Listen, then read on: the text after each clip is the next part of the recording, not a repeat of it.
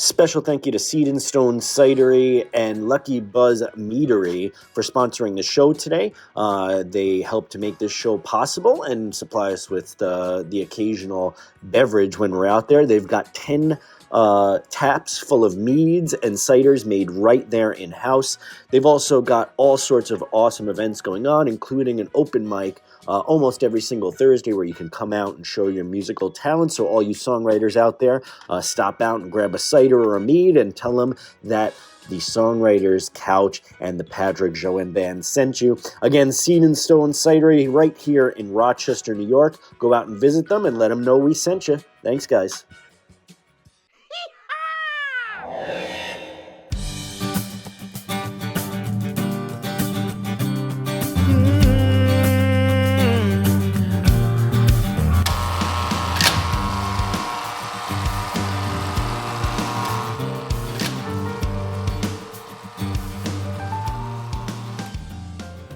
All right, welcome to episode number, and I've written this down, episode number 33 of the Songwriters Couch here. And after much technical issues getting this one started, believe me, it'll be well worth it. Well, you guys won't see all the technical issues that we had before, but I'm telling you about them. So this will be a well worth episode here. So before we do that, I want to thank the sponsors who make this show possible and give us the ability to do this.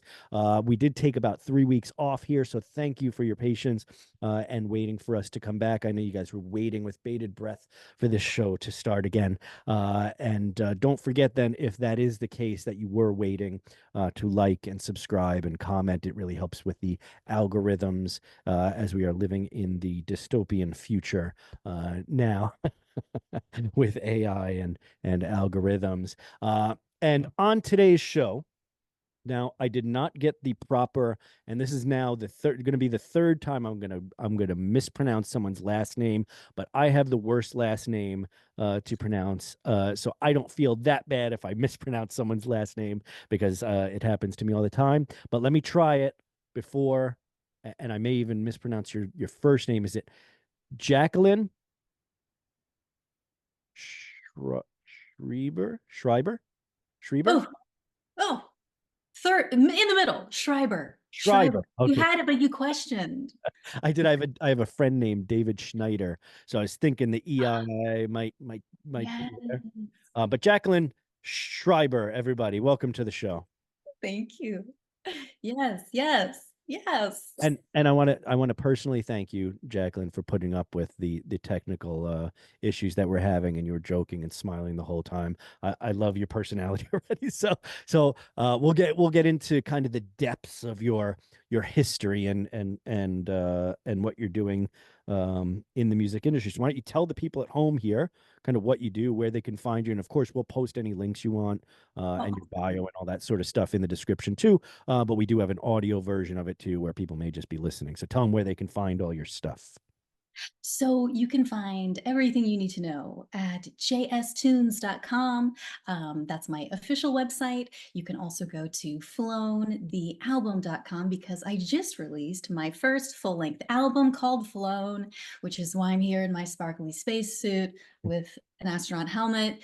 To be discussed, maybe. I don't know. We'll see what happens. You can find me on social media. Everything is at official JS Tunes, because I got locked out of my own account named JS Tunes. So you will find a very weird JS Tunes account, which is me, but it says, please go to official JS Tunes. That's Instagram, TikTok, Facebook, all the good ones.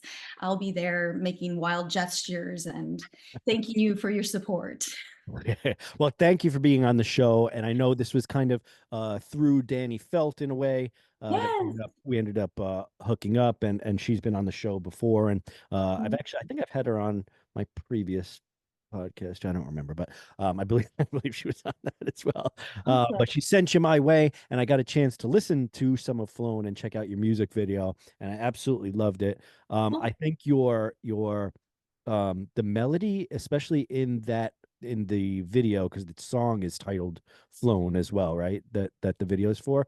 The melodies in there are super interesting. But we will get into all that stuff. But before we do that, I like to, because we don't really know each other, we do have a segment here, and I keep saying, and maybe this episode will be the one because of all the technical difficulties, I am going to throw a little theme song before we actually start the game instead of my usual tapping on my lap as if I'm doing a drum roll, right? So this is going to be Two Truths and a Lie with Jacquelyn Schreiber.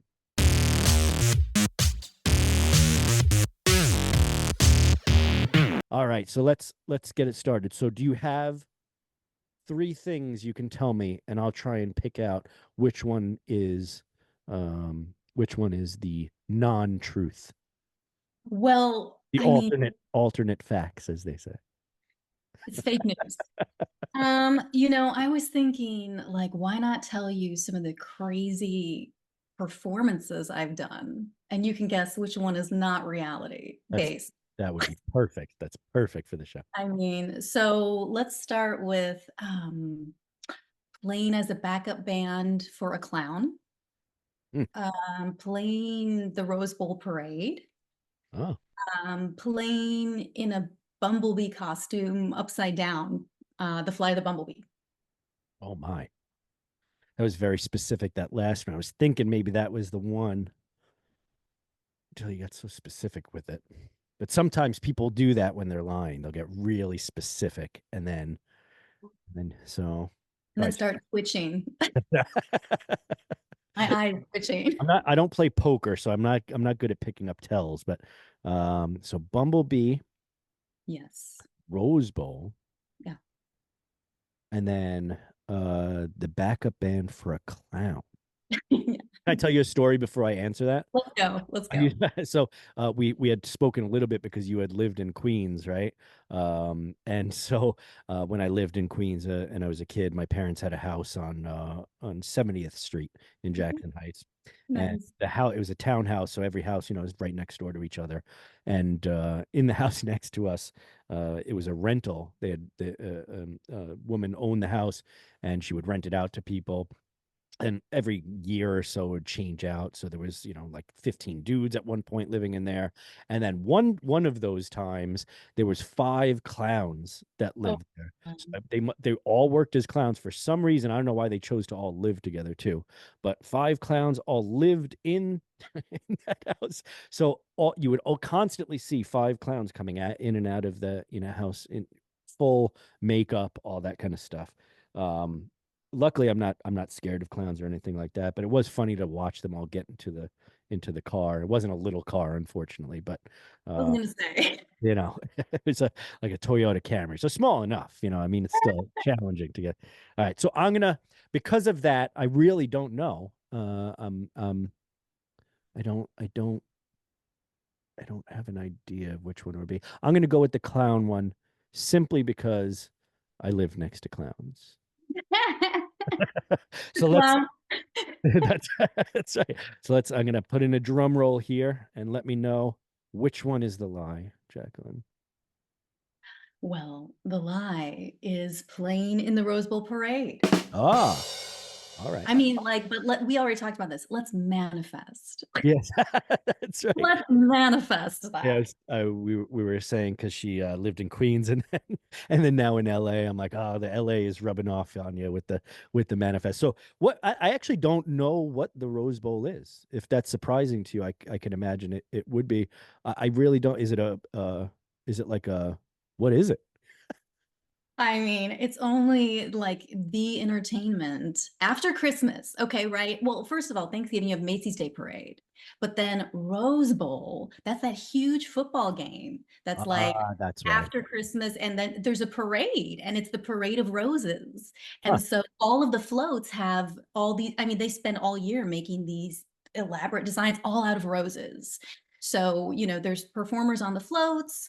And then, of course, there's the actual game at Is that something you've always wanted to be a part of? Is that? I mean, who doesn't want to be on a float of roses? Like, yeah.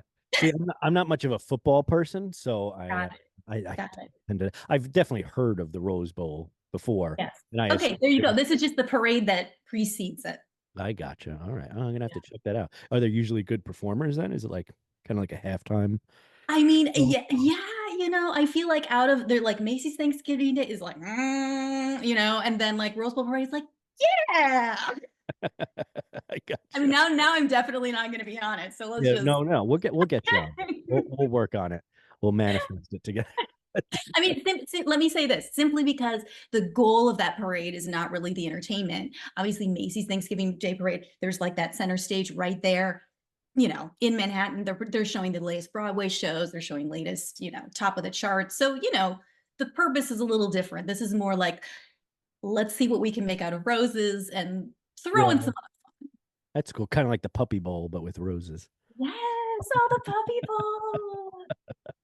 So that's excellent. So, all right. So we'll get into now a little bit of I don't know if you've seen any of our episodes, but I tend to, Yes, yes. as the episode gets further and further in, I kind of like to dive really into like why people are making music and where you think it comes from and all that kind of thing. But I see you kind of started real early. Was it where is it? I've been doing research on you here too. So age of 5, you started playing piano. And can I ask you something? Is that you playing piano on the I would assume it is on the flown track? Yes, I play everything. All the keyboards, all the vocals. So you're singing when you perform that live, you're singing and playing that piano part. Yeah. You're, that's amazing. For sure. And then I see here, I'm going to go through all your whole bio here. You went to Berklee School or College of Music, which I actually followed their YouTube channel. It was pretty cool too. They give you Oh, amazing. like free lessons or whatever on music production or theory Yes. and all that Yes. kind of thing. Did you like Berklee? I loved it because of the people that you meet. You're really there kind of finding your tribe, as an artist, musician, you know how it is. It's like sometimes you're in the regular scene and you're like, am I? And then you find people that can talk about it and you're like, yes, Yeah. yes. Do you feel like you've always kind of gravitated towards other musicians and Absolutely. I like to call people artists weirdos. And like I always associate with all the weirdos growing up, regardless of what art they were into or if they weren't into art, if it was, anything else. But I Was find those people, art. yeah, I find those people super interesting for whatever reason it is, because I'm one of them. I Absolutely. guess. Oh, you've got to find your tribe. You have to find the people that are open to experiencing life in a similar way that you do. Yeah. What so where does your love of music and love enough of music to be making it and performing it and doing it for a living, like what prompted that? Do you have family that are musicians or songwriters or anything, or what got you into it initially? My dad gave my mom the gift of a very old used piano. And it wasn't even like an upright piano, it's a spinet piano, which is like, and he actually had his brothers help install like ramps to wheel this thing into our family home outside of Chicago. And it was like, here's your present. And then the story is that me and my sister just immediately were like, like, thank you. So that's mine now. And so my mom actually said that I started playing technically at 4 by ear. I started just going to the piano and playing. And she saw that I was so into it just naturally. And she was thinking, let me put, your sister in piano lessons. And she asked the teacher, can Jacqueline tag along? Because the teacher said, I don't take anyone under 6, like she's way below 6. So it's like, yeah, let her tag along. So I would go sit in the other room. My sister would have her lesson. And then she agreed to give me a lesson. And I would just listen to what my sister did and go in and play it. And the teacher thought I was reading it. And I don't know how my mom figured this out. She somehow figured out, she wasn't even at the lessons, but she figured out I was cheating, told the teacher behind my back, give Jacqueline totally different songs. And there was like this great meltdown at the piano, the day she opened it up to Scarborough Fair. And I was like, uh, no comprende, so that's amazing um, yes, so conspiracy to learn your to read music. So that's I mean, it's totally, I owe that to my mom. Thanks, Mom, for Is she I like don't, Did your mom play piano also? Just as like, just for fun as a hobby. And then she literally has said like, it's you and your sister that like kicked me off my own piano, Yeah. So that Does was your our. does your sister play music as well now, or no? It's amazing. I was home for Christmas and we have like all of these Christmas duet books. And I pulled out like Tchaikovsky, like the Nutcracker Suite duet. She's like sight reading Tchaikovsky. She Huh. hasn't played the piano in like a year. So, she really is a capable player as well, but never pursued it. Yeah, yeah. That's so interesting. So, and she's older than you. So my older brother also was a musician, Oh, and played nice. with bands, but my father is also a musician. He played in like professional bands and all that. Oh, awesome. And so it there was just constantly music and music making in the house, and always instruments just all over the place for me to just I love bring it. in and play. But neither so my dad still he has his like, classic rock bands that he still does now. And he got a little bit of like notoriety in Queens for a while during the like late 70s, I think, into the early 80s and stuff. And he was on the radio and all that. But my brother was in bands for a while, and he kind of just stopped after a while. And I continued to pursue it. And similar to you, I was like I would watch my brother play and then learn. As a matter of fact, when I joined the high school, they had like a jazz band or whatever, jazz rock band that would play for the basketball games in halftime and all that kind of thing. Um, but I was coming in as a freshman to high school. My brother was a senior, but That was the same as me and my sister. Keep yeah. going. But listen to this. So my brother was always the lead guitar player in the band.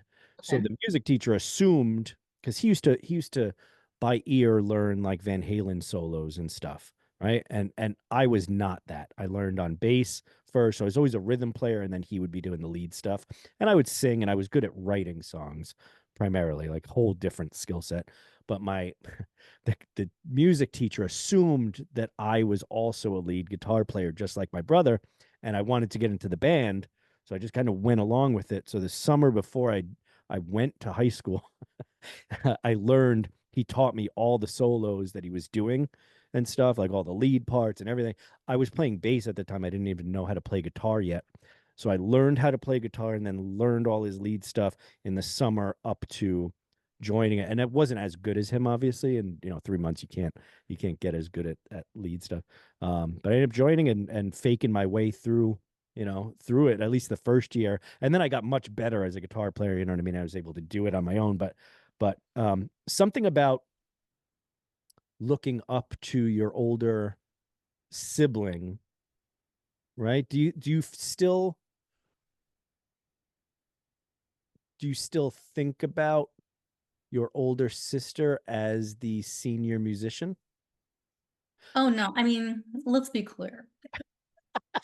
I never idolized her. Like, Yeah. we both were just kind of like, we both would do our thing on the piano at our own separate times. And then we would come together and do insane duets. We had like, maracas and weird chimes. And we would like, I would play a recorder, like those plastic recorders from this. And then like she would, play a Bach invention. Like we were doing that. Do you have So, recordings of that stuff?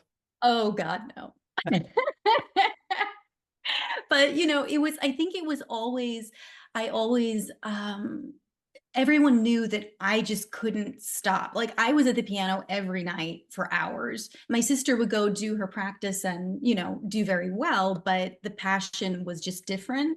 And Yeah. so in a way, I always looked up to her and admired her, just because she's my older sister. But musically, I think everyone was kind of like, let Jacqueline have the piano for a few hours. So where does that, why it must have been bringing you a lot of joy, Yeah, right? To be able to, teenagers don't focus on anything. So for you to sit there for hours and playing music, and I did the same thing. My older brother did the same thing too. He's still really into music and stuff too. But to do that, I've noticed, there are individuals they'll take piano lessons or they'll take music lessons. They don't have that obsession exactly. over it. Like Exactly. why do you think that you did it so obsessively, and I mean obsessively in a good way? What did it give you that kept you going back to it, do you think? Have you ever thought about that? I think honestly, it's my voice. It's literally like if my soul had a voice, Mm. I can sit at a piano and it's like that's it. And so for me, I began playing by ear, but then I would do just like improvisation. And my mom came to me one day and she said, "Do you know what you're doing is called improvising?" And I was like. And she said, "There's a style of music based on improvising and it's called jazz." And I was like, "Okay." And then she told me, there's a pianist named Keith Jarrett, and he does concerts where he literally just sits at a piano and improvises the entire concert. And she had the album of the Cone concert, which is just, of course, a very famous for any jazz fans. It's all improvised. It's just him and a piano. And I was like, "You can do that? Like people want to go watch it?" And then I was like, okay, but the goal was never like, I want to do this. It was just me. I had to be at the piano. It literally feels like we're connected. Even when I'm not playing it, I'm hearing ideas all the time. It's like, it's literally my voice. Did you play in any bands as you were coming up? Like, did you form your own bands, or did you like?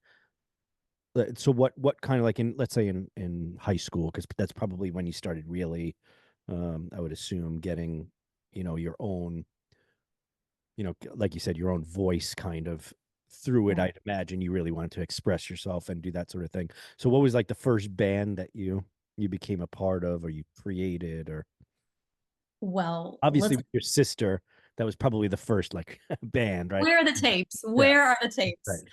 right. So yeah, when I was in middle school, I joined the jazz band because I was like super cool. I was also the lunchroom monitor. So let's just Wow. set the record straight. Nerd alert, nerd alert. That's It's so I was it's in the, so extreme. It's yeah. the extreme. So anyway, from middle school, I joined, actually, some of us from the middle school jazz band formed a band called the Tommy Morimoto Quintet. And we started getting booked. We opened for Stanley Turrentine. We opened for the Yellowjackets. At the time, I was like, what's a bunch of bees doing it? Like, I didn't know that the Yellowjackets was this amazing, Yeah. iconic band. But anyway, we opened for them. And then we got to play on the radio station in Denver. Wow. So How that old was, how old were you? I was in eighth grade, going from eighth grade to ninth grade. So yeah, so my first experience that was, in that band. And then as I continued in high school, I was doing jazz band, but also outside of high school, there was a program called Colorado Conservatory for the Jazz Arts, also known as CCJA. And they would connect high school musicians and put us in little groups and then give us like a jazz mentor. And they would kind of run our group, and then we would all do concerts together. And so I got to do that program, which, shout out to CCJ. They're still doing so well. They've expanded. They have like adult classes now. Anyway, it's an amazing organization, but Yeah, thanks. it was high school jazz band, We'll link, CCJ. maybe send me that link too. We'll put it Yeah. in. Yeah. That would be great. Out them Yeah. out. Yeah, for sure.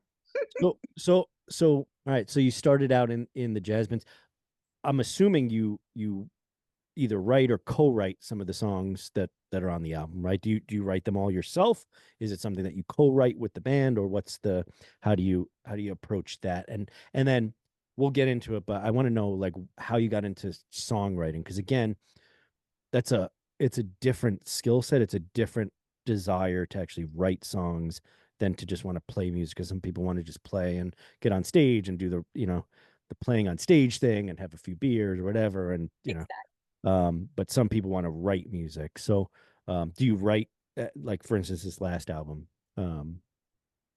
Yeah, I mean, the whole album, I wrote everything, arranged everything. produced everything, performed all the keyboards, performed all the vocals. So basically, you know, Flown came together during the pandemic of all times. I was working, you know, when you asked me the 3 Truths and a Lie, I did play on the #1 Spanish late night TV show, Noches con Platanito. I was in the band for a clown. And I'm in over 150 episodes playing in a band for a clown. Yeah, I never even delved into why you played for a clown. That's right. Okay. I mean, you know, That's I amazing. was there. I was playing music. I was getting paid. So Is there a it was, video of that we can post of links to? course. I mean, if you want it, Did you have to it put clown exists. makeup on as well? Did you have No, to? thank Oh, God. So the idea is people called him the Mexican Jimmy Kimmel because he would host, it's a show, say late night format. But he had a clown face with makeup, wig, and then he's wearing a suit. And then he has like a sidekick that's kind yeah. of co-hosting. No, I think I've seen that. It was, you know, Huh. it was a really great show. It was very famous in the US and also obviously in Mexico abroad. But when the pandemic came right at the beginning of 2020, the show actually, you know, was canceled, and then the pandemic started. And I had decided I'm going to timidly record just one song that I had written, you know, in the year before. And I thought, let me just record a single because I was very scared to release an album. And we went in the studio to record, and the song is on the album. It's called Better. And literally the next day, everything started shutting down. So suddenly it was like, I have all this time, and I started just hearing more songs. And that's all that the album is. It was just, oh, wait, let me try this. And then, you know, accepting the fact that we were kind of stuck, you know, I started exploring Spitfire Audio, their keyboard sounds. I started experimenting and then layering, and then I took some of the Berklee online courses in production, and I started learning how to edit the sessions that we did with the musicians, and everything expanded into suddenly I would have a few new tracks ready. We would add some other amazing musicians, and then I would edit it down production wise, and then we finished everything with a very talented engineer here in LA, Tai Long Lee. So he did the final mixing and mastering. Yeah, that's a talent in and of itself. I've tried to do the mixing and mastering. I'm like, there's no way I'm gonna get the That's a level of, gift. yeah. Yeah. Yeah, there's Yes. something about like the ear and then knowing the technical aspect, to Yes. tweak stuff like to what you want. And it's just as and for those of you that have never done any engineering like that, it's similar to learning an instrument where it's like you have this idea of what it is in your head, and to be able to Yes. get it from here out into the world takes thousands of hours of practicing doing that and getting out exactly what you want. And the same goes for engineering. Like my problem is I know what I want it to sound like, but I just turn knobs and buttons and stuff on it's virtual now, you know, but I don't know what the hell I'm doing with it. But I really like the song. So why Flown? What is the name of the album and the, I'm assuming, title track? Well, it's funny that you ask because I've got a helmet here. Yeah. And I mean, let me preface this by saying I didn't ever set it like I was never like, now I will record an album during the COVID. It never was like that. It was literally moment by moment. Oh, I've got an idea. Like, let me go see how that sounds. And that's all it was. And suddenly it was another song. And suddenly there was another song. So it was very organic. None of this was preconceived. But I was in the studio one day doing just like a rehearsal with the percussionist on the album, Christian Moraga. And he stepped out, and I started kind of just messing around. And I don't know where it came from, but I was just playing this piano pattern over and over. And he came in the room and he said, "What is that?" And I was like, "It's this, you know?" And he's like, "Do you know that that's in 11?" And I was like, "I don't know. I'm just playing this thing, you know?" And he was like, let's practice like in 11, because drummers are always, like, let's practice in this time signature, this one. And I was like, we're not practicing in 11 because this is a song. And I was like, and this is the next part. And so I literally, Flown came to me that way. And then over the rest of that day, I had other sections, and then the lyrics came. But the name Flown, it's just like when I hear musical ideas, the lyrics it just comes to me and I put it down. And then I kind of put everything together like a puzzle. But obviously the song is about personal freedom and finding your freedom, to take flight. Well, so I know you reference it just like every songwriter does, where like it comes to me, or I'm like remembering the song versus it being like something that you're I guess consciously creating, because maybe it's coming from everyone's subconscious. I've had references. I tend to reference like spiritual, Yeah, of sort of, course. or it's coming from somewhere, like you're almost like you're a channel for it. And once you learn the technical aspect, just like an engineer we were talking about, right? Once you learn to channel that, it's like and I've heard this from, people like Paul Simon and Paul McCartney and to everyone that I've ever interviewed on the show that is a songwriter. It's like it comes from somewhere.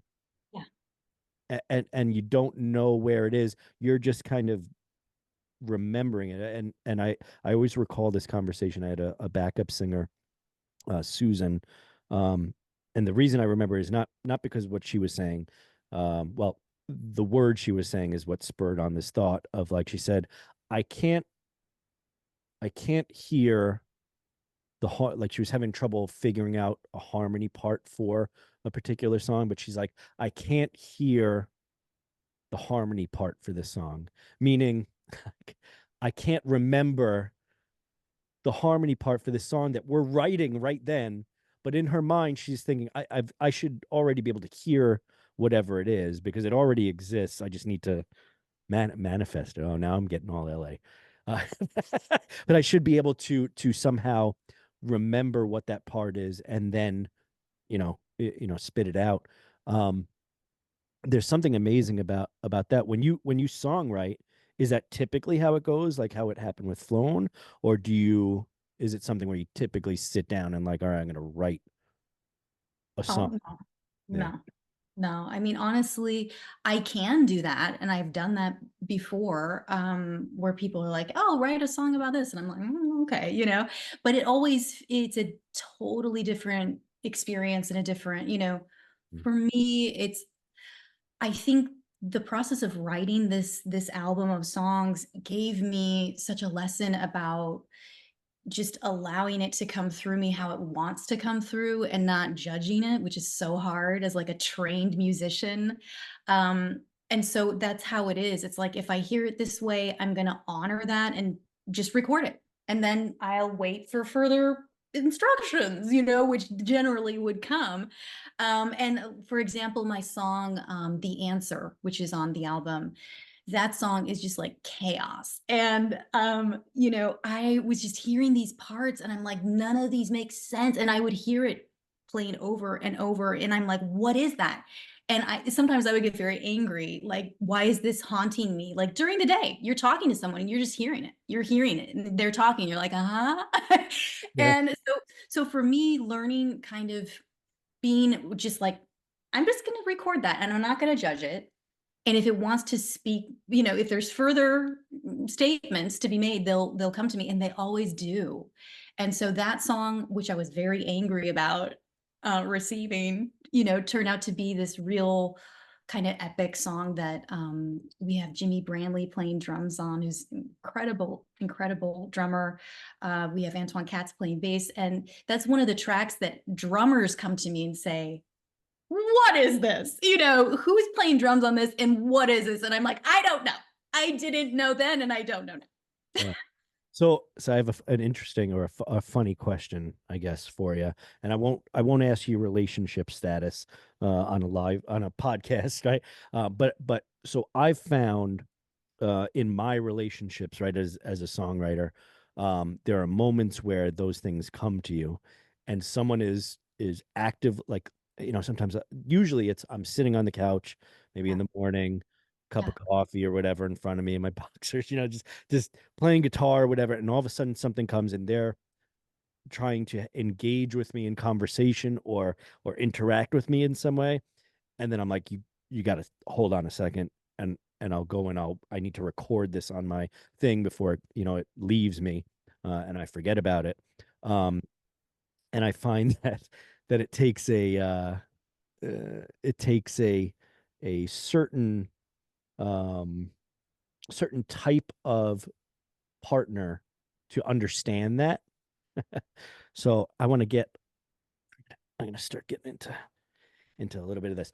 So do you find that in your relationships, the reason that, and I think we talked about, I don't remember if it was before or during the podcast here now, but that you gravitate towards musicians, right? Or towards artists and weirds. Oh, we did talk about that a little bit. So I feel like the reason I do that is because they understand that moment. It's kind of like for people that don't create music or make music but love music, when you're in a car and you've got a song playing in your car radio and you have a passenger, and it's your favorite song and all you want to do is listen to it and sing along to it, and they keep trying to talk.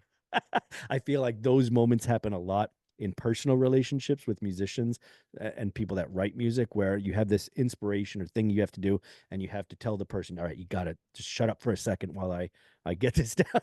And it can be challenging in the relationship. Do you find that also to be the case, where the reason why you relate more to them is because they kind of understand those quirks to your personality and your. Yeah, I mean, it's like what you said is like, yes. I think it's like for us, we're hearing two things at once. It's like we're seeing someone, but we're hearing something. It's like you need someone that understands that and understands you're not coming from a place of like, deprioritizing them. It's just like I'm hearing two things at once right now. It's kind of hard for me to sift through. But for me, I think I've somehow developed an ability to loop things in my mind. And so even if I'm in a conversation with someone, I've discovered I can start like looping it, and I'll be like, okay. It'll just, if it loops enough times, I can hold on to it till they've finished and Yeah, I can run to a piano.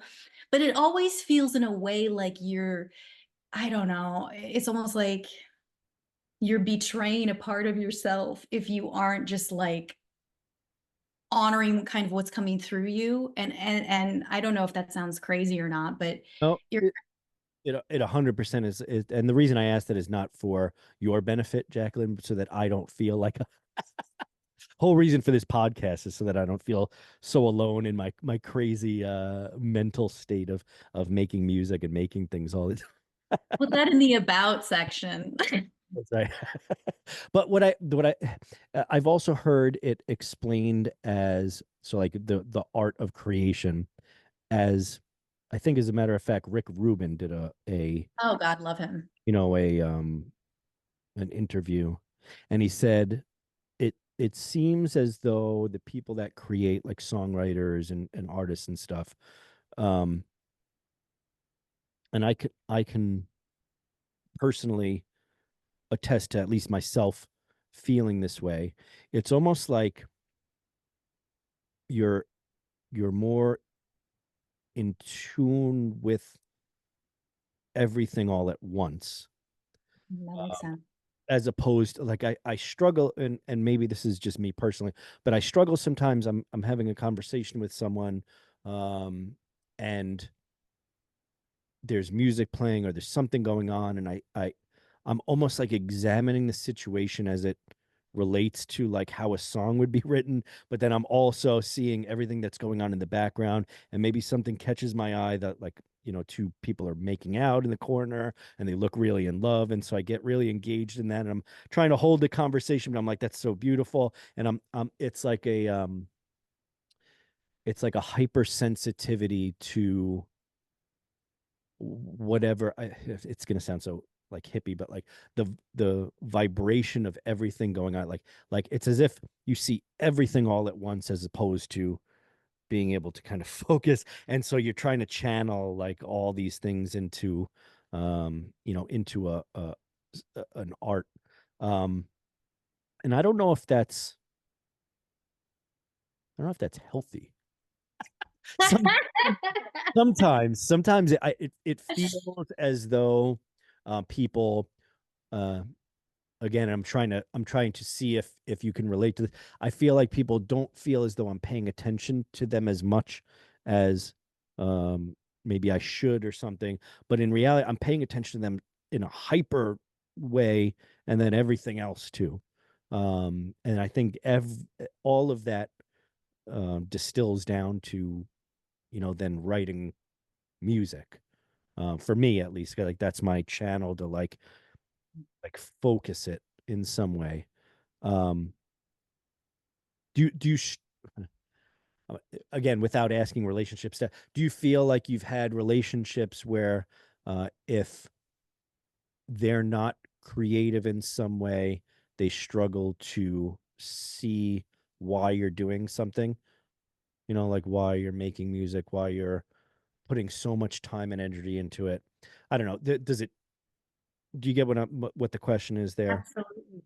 No, and I was literally going through my mind. I'm like, have I dated someone who's not a musician? First of Oh, all, okay. I was like, let's roll through the. So here's the thing. I don't think I have ever dated someone who's not a musician or somehow artistically inclined. And I think it's simply because I connect with people, who are of our Yeah. of our life purpose, so but I can say recently I was out having like a drink with someone after a day of work. We were working together on a project, and we were sitting outside, and there was a TV screen showing the game. There were people cheering on. It was like one of those restaurants that they opened the front, and we're like in the front, but then there's all these people. There's people cheering. There's like Earth, Wind, and Fire playing. Then somewhere down the street, there's a high-pitched beep. And I was just like, where's the beep? In my mind. I'm like, who has the beep? And I'm just like scanning but I'm still here. I'm still listening, and but it's almost like you go into like a hyperdrive where you're like, you can hear the beep, you can hear the Earth, Wind, and Fire. You could be playing along if you wanted to, you can hear the game, you can, and for me, I always try to prioritize whoever I'm in front of to the best of my ability. But I think that's why, at least in my case, it is important to have someone that at least somewhat understands who Yeah. I am as a person. And the reason I'm kind of getting at that too is not only for the relationship, because sometimes I feel like I struggle with that, especially if someone isn't a creative person. But Yeah. same with me. I've always dated people that are creative in some way. But I think more so, like what my reference to Rick Rubin, he was saying that the type of people that especially are songwriters or creators of art from scratch tend to be those people that are more just kind of, I don't want to say more tuned in, like like we're better than or whatever. It's definitely not better than. Sometimes it's like I need to get away from everything. Um, Yep. but they're more in tune, which is why you're able to actually create, music and what have you. Um, where do you think that your music and your songs, do they come typically from life experience? Do you write them from, I mean, does it come from an emotional state, like writing about an emotional state? Like what is the I guess the general theme you've found in your songwriting? I think the theme is that I hear an idea and I go and play it. And a lot of times, whatever I'm hearing translate, it comes through me in whatever emotional state I'm in whatever, if I'm like, a vessel of like let's get super LA, but something's coming through me and I'm in the middle of a breakup and I'm kind of working through that.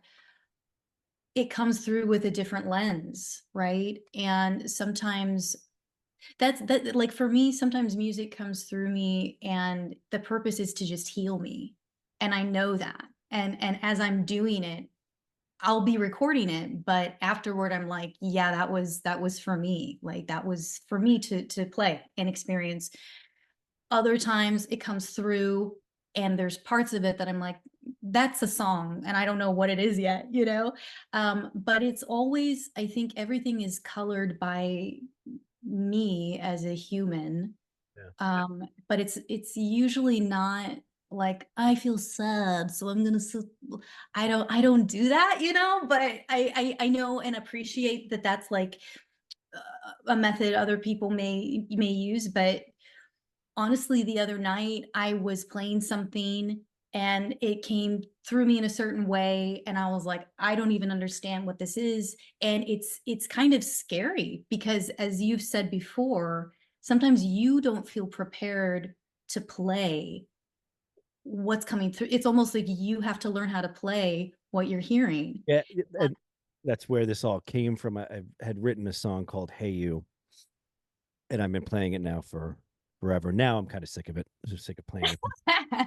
But when I first wrote it, it was one of those songs where I literally had to learn how to play the song I had just written. Yeah, It was in, I think it's in 7/8 time, sure. like weird fucking time. Every drummer, except for my recent drummer, he picked it up like and was able to get it right away. But I've thrown off every drummer with that song. And if you listen to the song, it sounds like it's just this simple, you know, chicka, chicka, chicka, chicka, chicka song. But there's so much more to it. And it took me a week to be able to play it on guitar and be able to sing it before I could even play it. So I always give my drummers like slack. I'm like, don't worry. Like it took me, I wrote it and it took me a week to learn you know, how to play the song. So let me ask you this now. So your music career, and I hate using that word because musicians tend to just be musicians, whether or not there's money coming in or not. But your musical career, do you see yourself writing and making albums going forward and that sort of thing? Is it scoring? Because I've gotten more and more interested, and I really want to score an entire like full feature length movie, like by myself, kind of like what Eddie Vedder did with that one album with Into the Wild, that movie, like being able to write. I mean, I'd probably write it still. There'll be songs, you know, Yeah. but writing the interludes and all that kind of stuff between them would be cool. Or there's like, you know, writing specifically for like TikTok or that sort of thing. I mean, where do you see yourself going, um, you know, from here, I guess? I mean, it's like, I just want to be the best expression of myself. And I'm just riding that wave. So right now, like I told you, the Flown album kind of was just like, let me try this, let me try this. And then suddenly, you know, here we are. Similarly, right now, I'm working on a ton of music. I always am working on music. I can't stay away from just hearing ideas and recording them. So That is yeah, Lloyd. Nord. this is my baby. This is a Nord. Over there, we do have this is my first ever touring and gigging keyboard, which I took to Berklee along with a suitcase on a plane. That was all I took. That's the Chord Triton LE, my friends. All right. Quincy Jones was rocking that on his Instagram for like one of it, and I was like, there's some good stuff in there. That was an advanced board at the time. Yeah. But yeah, I think I love writing and I love playing what I write and singing what I write. And I would love to continue to also record it and perform it and produce it. And then whatever else, you know, I can do as the ideas come. And I have scored like some little short films before. I love putting music to picture. I've played for a few, you know, TV shows and other things, and there's something really fun about watching an image and then just imagining. What the sound is and Yes, I love that. I love that. So yeah. if you were your you were to run into your younger self or an individual that was just starting out their musical journey, and you had a bit of advice to give them that would have saved you, years or months or a bunch of time along the way, maybe spinning your wheels or doing something that maybe wasn't worth, spending that amount of time on. Do you have anything in terms of advice that you would maybe share with your younger Jacqueline self? Oh my goodness. I think the biggest thing is music comes through you first. So it's all about honoring who you are and discovering who you are. And then if there's a piano attached at the end of it, that's great. But prioritizing the value, knowing your own value and knowing who you are. So that way you can do anything. I was obviously very passionate about jazz from a young age. And I know many other jazz musicians have had experiences like I have, where in that genre, it seems like there's a lot of, like, we call it the jazz police. And there's a lot of kind of, you'll go and improvise, or you'll go and try and do something. And there were kind of some messages that you would get that were very discouraging, that I held on to for a very long time. And what I'm realizing now is that it was never about the music, it's about me as a person. So if I can continue to discover who I am and use music to do that, that's the whole thing. It's funny. The jazz, please. It's funny because of how jazz originated. Yes. Like, was from a complete uh, uh lack of concern for the rules about music, which is why jazz was, as it's like rock and roll. Like, if you just do the formula, it's not rock and roll anymore. If you just do what everyone's done before in jazz, it's not. I don't think it's jazz then, right? If you're expanding the bounds of it, I think that's the whole point of it. Do you I really like the old school, like New York dirty, gritty jazz stuff. I remember going into like some New York City clubs late at night, like if my mom was watching, 2 or 3 o'clock in the morning, when I was, you know, 14 or 15, jazz musicians smoking joints in the club. And I used to love going to those kind of places. But you were in New York City as well, right? For a little while. Did you perform in any of the jazz clubs? You said that you performed in pianos, which, as a matter of fact, I keep forgetting that it's been 3 weeks, but me and Nasher were talking about playing pianos down on it's Ludlow Street. I think it's Ludlow Street. And then you're like, oh, I know that place. I mean, obviously that's not a jazz club, but what's like your favorite place that you've performed in New York City, I guess, as a jazz? Yeah, well, the thing is, so the dream was always Blue Note, Village Vanguard, right? And I came to New York right after graduating Berklee College of Music. I was only able to stay there for about a year and a half, so I didn't get to like really settle in the way I wanted to. But I did get to play the Knitting Factory and the Cutting Room, which for me, the Cutting Room is a really special venue. And it's not known for jazz, but they let me come and do my thing. And I had some friends from Berklee perform with me, and another famous drummer that was in town on tour. And so we made a hang at the Cutting Room, doing kind of a jazzy thing. I love that. The show we did at pianos. It was Nashir Modi, I think that's how you pronounce his last name, and Jerome Thomas Jr. And then I had a childhood friend of mine from, speaking of eighth grade, speaking from in elementary school, great friend of mine. He had a funk band for a while. And then he was like, hey, Pat, because I came to him like, hey, I'd really like to do a show with you. He's like, oh, well, I haven't really been doing a lot of music lately, playing music, but I've been wanting to start it back up and do some original stuff with this group of guys that I've been talking to. So this is a good reason for me to do it. He ended up playing. And so it was like jazz music, it was gospel music, it was Awesome. I do kind of like rock music, and then he's got this like funk pop thing going on. And it was really fun. And I miss, so it felt as though it felt as though I was in my living room with all these people and just playing music. Everyone's drinking, dancing, like because it's all musicians, so they'd have there's no like I don't know what's going on lately. Like I feel like lately you play a show and the crowd like sits back and waits for someone else to start dancing. You know what I mean? Before anyone will be like, okay, well, I'll do it too. But because it was all musicians, no one gave a shit at all. So everyone's just in the crowd, just dancing, throwing their food up in the air, having fun. But did you find like at Berklee and that type of scenario, you ran into musicians and would have like sessions like that where you just all start playing music? Of Over Berklee, course. very, very like, this is Berklee School of Music. So Like twisting a mustache, that's right. Yes. wearing my monocle. They're Yeah, 17.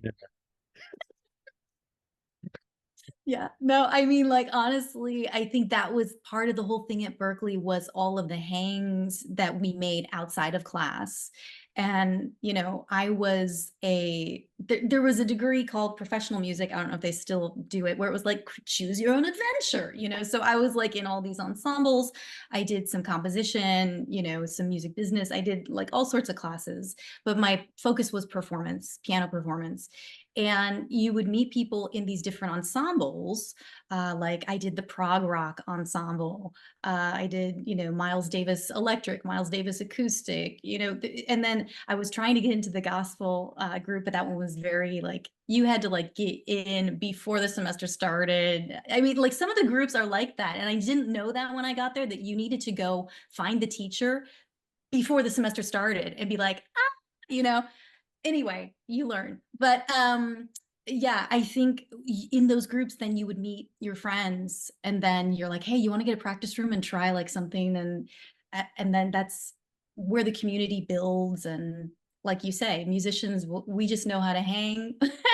Yeah. So it's just like, Yeah, it's so interesting too, because you would think that because I feel like also the like musicians are generally, while they seem outgoing, it's almost like a necessary tool to yeah, be outgoing and personable. Like I feel like I sometimes get exhausted and I need to pull back from it and I need to isolate myself and I feel as I feel as though I um not a lot of people understand like why would you need that? Like right. you're so outgoing and so like you seem like you want to be around people, but I feel like it's a tool to be able to talk to people and be able to interact with people after a show and get people to come back and listen to your music. And the ultimate goal is I want you to listen to my music, and so it's almost exhausting to be, to be personable. Um, did you have to learn how to not be shy ever? I was devastatingly shy as a kid. And actually, my mom had to go with me to birthday parties Would because, she would she agree with you that you were shy? She'd say oh that. yeah, everyone in my family, they knew that I was so shy that actually they were like, we have to get a dog because Jacqueline needs like a friend. Huh. Yeah. And they were like, let's start with a dog. Let's not go human.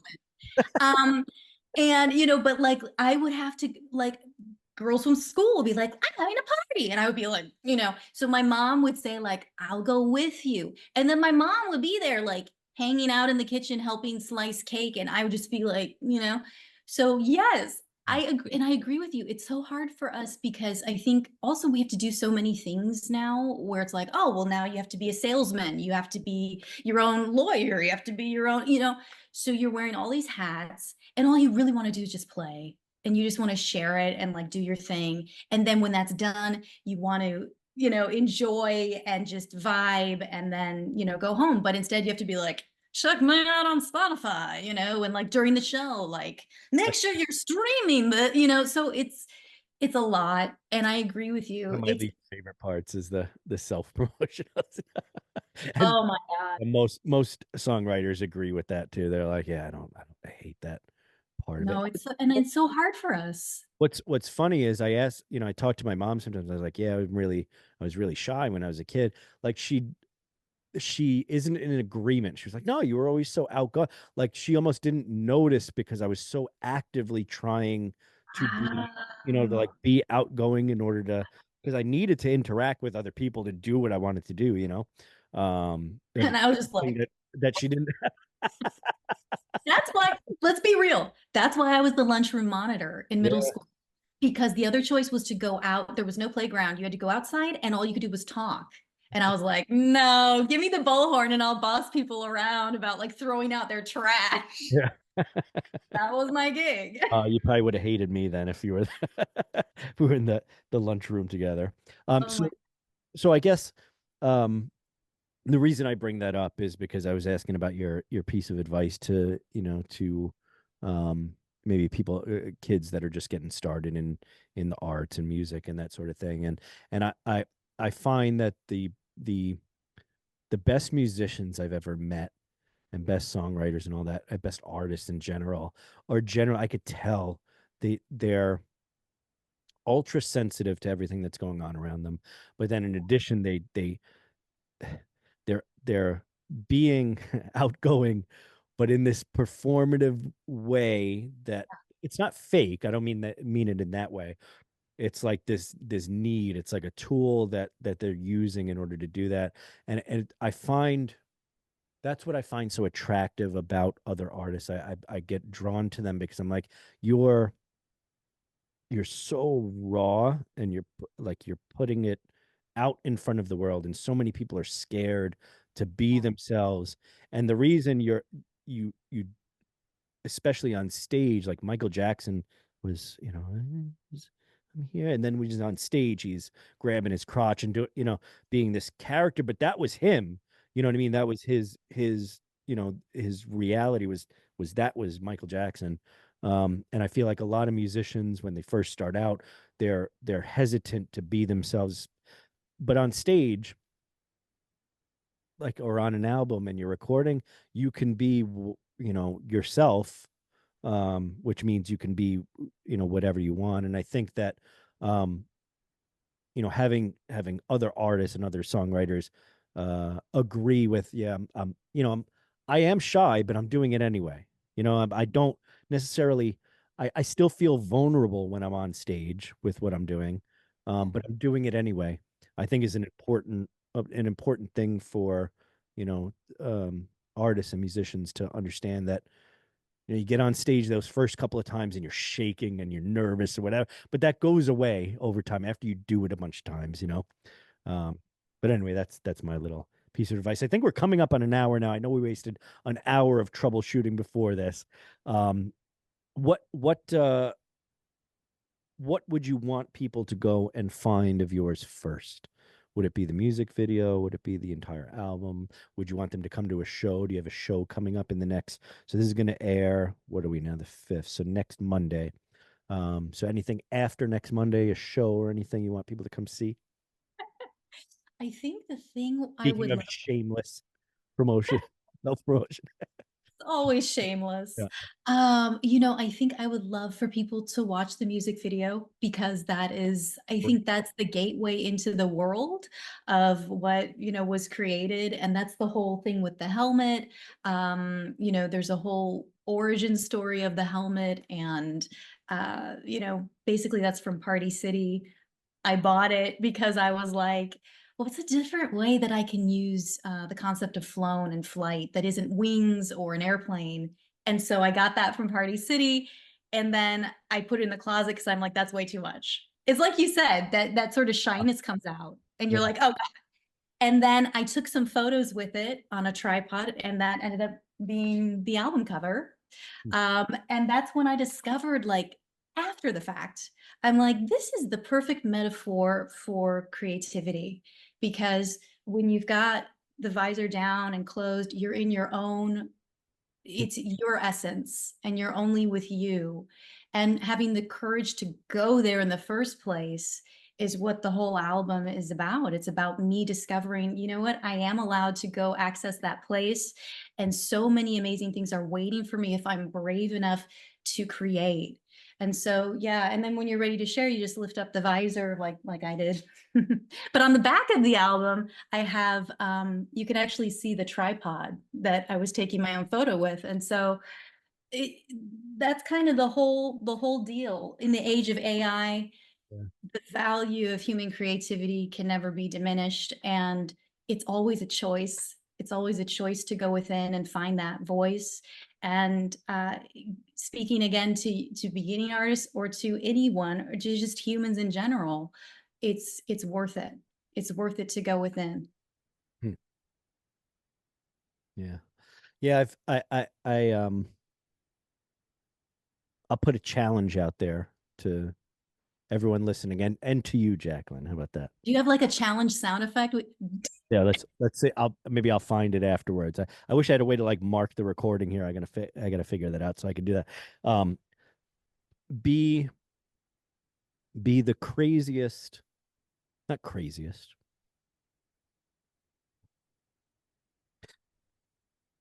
Be the most imaginative version of yourself, uh, especially on stage. I think that so I did film for a little while, right? Where I Nice. like make little short films and that sort of thing. And the best actors were the people that when you were filming it, it seemed like it was so over the top that it was like, yeah, I don't know if that's going to work. And then Yeah. you watch it because they were so free and so over the top with it that it was like, that's the magical part of the whole short film was that one person just letting it all go. And I think the key to good art is the person making the art allowing themselves to be that craziest version of themselves and letting themselves put on a space helmet and take not that that's I bet that's not even close to the craziest thing that you wanted to do or still want to do, right? And so my challenge to you is to do that thing. Yeah, going forward. And to everyone watching as well, to and for myself too, because I still hold myself back too sometimes. So be you're you've got at most maybe 100 years. Um, and then 100 years later, no one will even remember that you existed. So why not have fun, especially if you're on a stage or you're making an album, make art that's you and that's fun. And that's all I got, Jacqueline. So one more time, I know jstunes.com. That's J S as in Sam or as in Schreiber. I was trying to pronounce the EI. Schreiber. Tunes.com is your website. Yeah. Flown is the name of your album. It's fucking amazing. The video is amazing. I really dig it. And the melody and the rhythm in that particular song really like it's very, very interesting. I like the song a lot. And again, one more time where they can find your social media, that sort of thing, and we'll post it. But Absolutely. Yeah, you can find me on social media at officialjstunes.com. You can also stream the whole album on any digital streaming platform, but you can actually just go to flownthealbum.com. All the links are there, the videos are there. Just like go get started there and then branch out and you'll find me. and dare I say, maybe have a little bit of the old jazz cabbage, sit back with a pair of headphones and listen because it is legal now in many states. So I've done that many a time to many an album. So so I highly recommend. As a matter of fact, last night I actually Pink Floyd's The Wall. I listened to that last night. I don't know why I just felt like listening to it, but I listened to that yesterday. Jacqueline, I really appreciate you coming on the show. And I will be in LA, like I said, in February, maybe before that. I don't know. Maybe we should get together and play some music or listen to music or Oh whatever. no, let's do it for sure. Love to have Absolutely. that happen. And it'll be around, I don't know, I think it's the beginning of February, whenever Grammy season is. And I think we'll be playing a show out there too. So Yeah, I'd love to get together and just lots of jazz musicians too that you can network with, that I'm friends with, that I can't talk jazz as much as they can, but I'm sure you can. And next time I expect you in a spaceship playing your album in space, on the way to Mars with Elon Musk. What do you got? What do you got, Jacqueline? What are you pulling out? I want to show you, and you're the first to see this, but Oh my. What? there's a new single coming, and this is your Oh. hint. Uh-oh. This is All your right, hint. so stay tuned. In the next, would you say, month? I would say in the next month or two, we're dropping hints, but Right. we don't have the official release date yet. On neon glasses, basically. I mean, I know that's probably not neon in there, but And then see, they go solid or they. yeah, Jacqueline. So let's just put that right there. Challenge accepted. All right. So I do want to see you perform too. Yes. So if you have a show in LA, I'm telling you, just let me know, and there's a possibility that I might be out there and come see you. I would love to come see you. Amazing. Yes. And I'm trying to put together a big, like a release show that maybe will also be a live stream. So that way people can access. That would be amazing, and let me know, and we'll post up. Oh, I love like retouching base with guests that are on, and if you have a new release, hit me up and we'll get you on again and get you some exposure for it. So I appreciate you coming on the show again, Danny. Thank you for hooking this up too. If she's watching this or has watched it up until this point, and I do need to always do the old YouTube thing. I think it's down. Where am I? Bottom. So I would be done. Like, whichever side it is. Like, subscribe, comment, all that sort of thing. Helps with the algorithms. Thank you again to our sponsors. Jacqueline, thank you for being on the show. I really appreciate it, and putting up with all the technical difficulties. What a mess. But now I think I've got it finally figured out. And you've saved the day for future guests to have a less terrible experience with the start of it. Hopefully until they update the app again. But thank you to Cognac for sponsor. Well, they didn't really sponsor it, but for allowing me to drink it. And again, Jacquelyn Schreiber. The album is called Flown. Go download it. Specifically download it. Don't stream it. Download it and buy it. Can they actually purchase the album? Of course. On the website. So I'll post that. Do that as opposed to Spotify. Honestly, fuck Spotify. Well, and also there's going to be CDs and cassettes and vinyl coming. So, yeah, like you buy an actual thing. That's a thing. You'd be surprised how many people buy. We put out some cassettes that on my last release. People love the cassette thing. It's huge right now. Yeah. So all of that is coming. So actual physical music is coming, and that'll all be on flownthealbum.com. Jacqueline, I love talking to you. It's been fantastic. Too. And we'll see you again, hopefully soon. Come on the show again. Go download her album. Thank you, everyone, for listening. Thank you, everyone, for watching. Subscribe if you haven't already. Tell your friends. If you have a songwriter, you have a favorite musician, let them know about the show and tell them we'd love to have them on. And see you on the next one. Tell them bye, Jacqueline. Bye.